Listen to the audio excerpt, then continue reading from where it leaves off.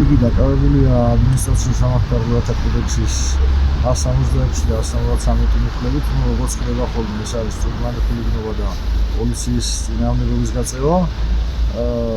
ესე იგი დაკავისობაში მითითებულია, რომ თითქოს დავით ახალკაცი ილანძღებოდა უცენზურო სიტყვებით მოიხსენიებდა და რითიც მან საზოგადოების წესრიგი დაარღვია და შეწუხდნენ მოქალაქეები. შემდგომში პოლიციელებს თურმე მისთვის მოუწოდებია რომ წესიერად ყოფილიყოს, დილობისაკენ მოუწოდებია და იგი არ ემორჩილებოდა და ამ მიზნით იქნა დაკავებული. ყოველ შემთხვევაში ეს მათი ოთხმისეული ვერსია პატივცემულებო, თუმცა წესით არ ვიცი, იმედია სასამართლო იქნება სამართლიანი მისვლად და შეწყვეტს აღნიშნულ ადმინისტრაციულ სამართალს, იმიტომ რომ მას არანაირი სამართალდარღვევა არ ჩაუდგენია.